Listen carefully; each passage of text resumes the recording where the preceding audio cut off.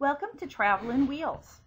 I'm Michelle Haas, the founder and CEO, and this presentation is going to give you some tips and tricks on how to travel with a disability.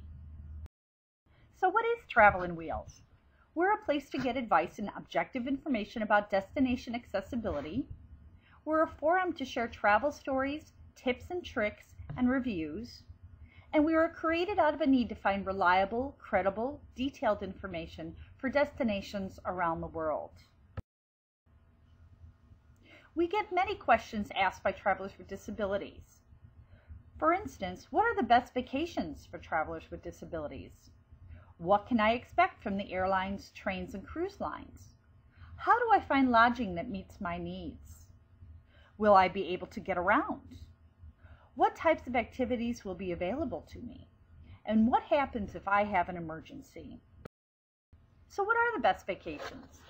Well, I think it's really a relative thing, but there are some favorites that we have discovered along the way.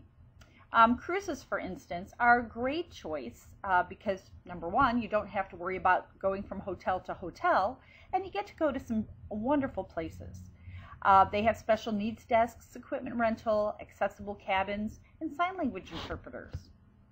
Disney World is a great opportunity for the family to enjoy good accessibility, as well as priority on rides, parade routes, and shows.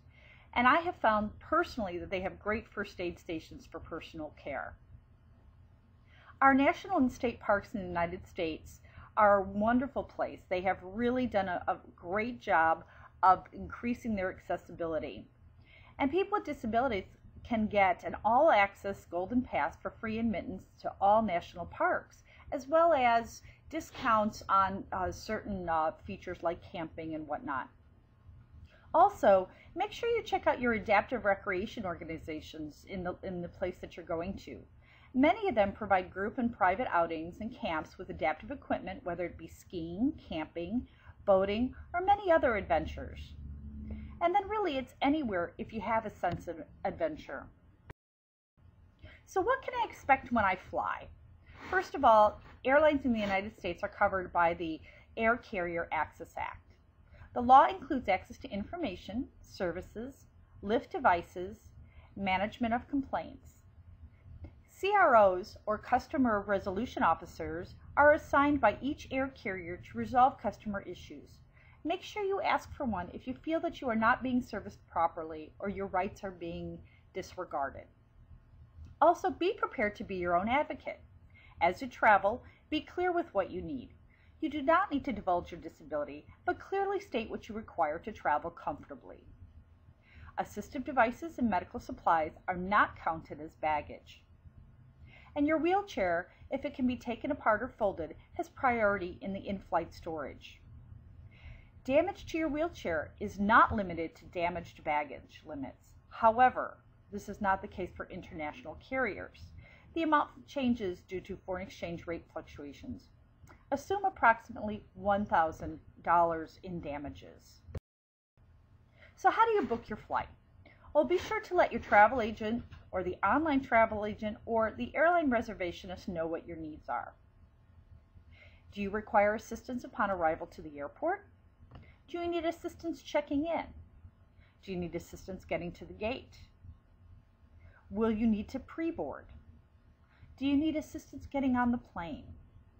What equipment will you be traveling with? Do you have a service animal? And be sure to request a movable armrest if you will be transferring. Getting through security. So my first recommendation is to go to the TSA Cares website. You can Google it just by typing in TSA Cares and look up your type of disability. Read the instructions for your disability and print out the page related to your disability. Alert the screener if you cannot walk through the X-ray machine or scanner, have additional liquids due to medical conditions beyond what is allowed, or require additional accommodations through security. If you run into issues, always ask for a supervisor and stay calm. If you are flying with a manual chair, be sure to let the airline know what type of manual chair you are traveling with, whether it's a rigid frame or folding. Wheel yourself to the gate and have the gate agent gate check your chair. And if you cannot walk, you will be pre-boarded and transferred to an aisle chair. An aisle chair is a narrow chair with straps that fit down the plane's aisle. Take any removable parts with you, such as guards, tippers, and your seat cushion. Make sure you have your name and address on your chair. And if you have a collapsible chair, it may be stored on board in the storage closet, and it does have priority over crew luggage. So let's talk a little bit about flying with a power chair. Be sure to let the airline know the size and the weight of your chair. Be sure to take anything off the chair that is removable. Make sure you bubble wrap anything that cannot be removed, like your joystick or anything else. Put your chair in the full tilt position. This prevents the baggage personnel from putting the chair on its side, which actually can damage the chair. Create a set of directions on how to dismantle and put your chair back together. Laminate it and attach it to the chair. And if you are going to a foreign country, have it translated. Label the parts of your chair. And remember, closed cell batteries do not need to be removed. Do keep in mind, depending on the size and the weight of your chair, there are restrictions regarding whether or not it will fit in the plane. Smaller planes may have difficulty with larger chairs, so make sure you definitely talk to the air carrier before you book your reservation. So what can I expect on a cruise? Cruise lines have shown tremendous commitment to the comfort and accessibility for passengers with disabilities. Special needs desks can help with excursions, dietary restrictions, mobility aids, and even hospital beds. Our favorites include Royal Caribbean and Celebrity, but many others offer accessible experiences too. While the ship will be accessible, some ports are not. Use an experienced accessible agent to ensure the best itinerary based on your needs. Now, service dogs are welcome, but make sure you know what the rules are for the ports that you will be visiting, as some ports do not allow service dogs on board due to quarantine requirements. You don't want to get on the boat and then find out that you can't get off at the port because your dog is not welcome. What about Amtrak and coach carriers? Amtrak has actually done a lot of work, and they've had a lot more training on accommodating users of oxygen, wheelchair users, and service animals. They do have accessible sleepers, seats, assistance with boarding, meals, and discounts for travelers and companions. Greyhound and other comparable coach carriers can accommodate people with disabilities with proper notice and planning. However, to be quite honest, it's been a little bit sketchy. So it really is a really good idea to communicate a lot and plan ahead. So how do I find lodging that meets my needs? Well, there are disability travel websites like TravelinWheels, and some travel websites have information on whether properties have roll-in showers and wheelchair access. This is actually a requirement by law, but not all of the hotels have gotten their systems up to speed. So you can check the website first. I recommend calling the properties and speaking with the front desk manager if you're not using one of TravelinWheels' audited hotels. Make sure that you don't simply ask if they have accessible rooms. Be very specific, state your needs, and ask specific questions that pertain to what you will need during your stay. Make your request known at the time of your reservation, not when you arrive. And confirm that your needs are going to be met before you provide any payment. So will I be able to get around? Well, public transportation in the United States is governed by the Rehabilitation Act. Typically, we have found that websites have info on wheelchair lifts, assistance in stations, station access, and paratransit. Most larger cities now have accessible taxis. However, I will warn you that it is a hit or miss. Some have more than others. New York is not up to speed. They have a very small amount of wheelchair taxis compared to the amount of people. And you will typically find that you cannot just flag one down on the street. It is best to call an accessible taxi company the day before that you need it, give them the time, and then confirm it that morning. Many cities have wheelchair van rentals, and some of the tour companies offer accessible accommodations. The two pictures that you see here, by the way, that one is at Kennedy Space Center with the shuttle, and the other one is in London. Many of the black taxis now have ramps. In fact, basically the entire fleet does. So what attractions are accessible to people with disabilities?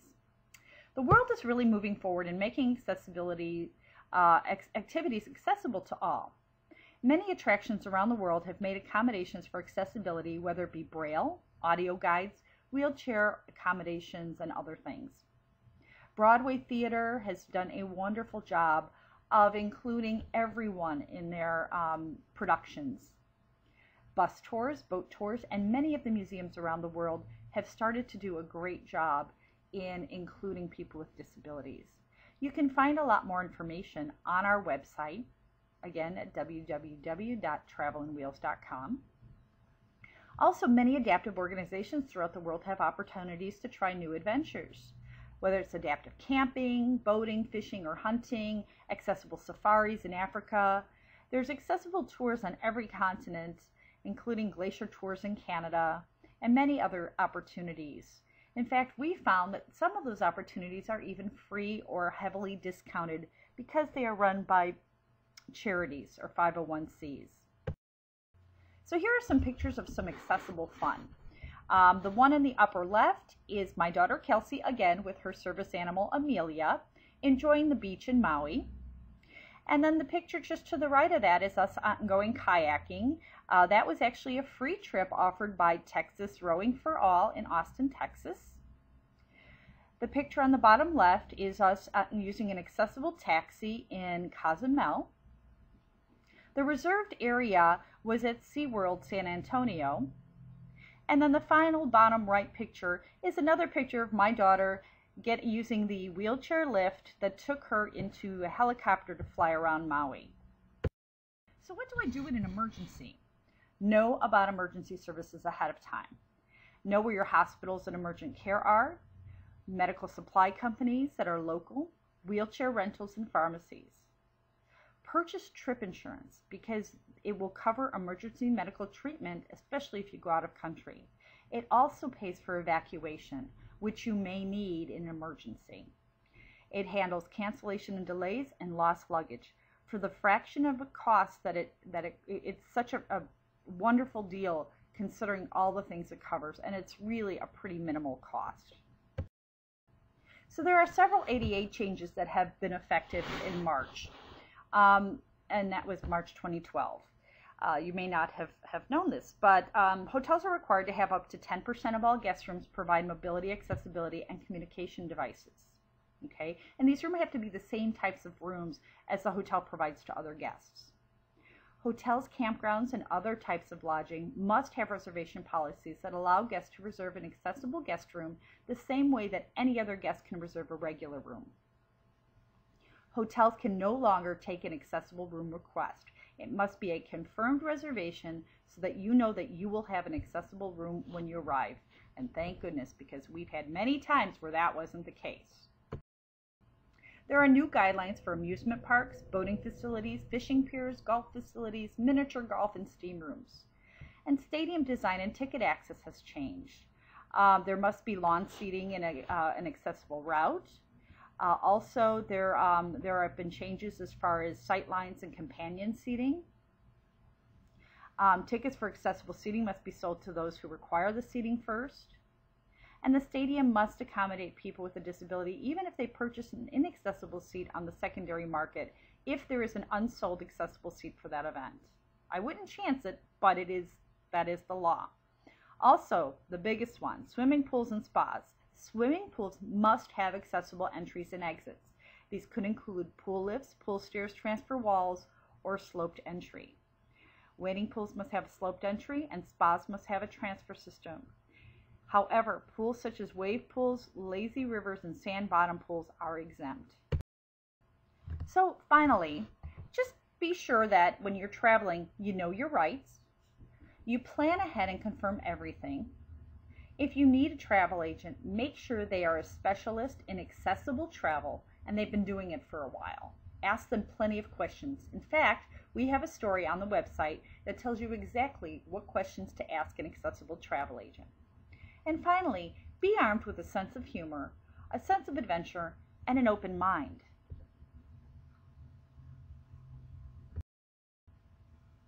If you have any questions, reach out to us and send me an email at michelle@TravelinWheels.com, and I make sure that I answer each and every question. If I don't know the answer, I go and find it, and I have many, many colleagues around the world that I can go to as a resource. And don't forget to follow us on Facebook and Twitter. Thank you again for participating, and I hope this has been of benefit to you. Have a good day.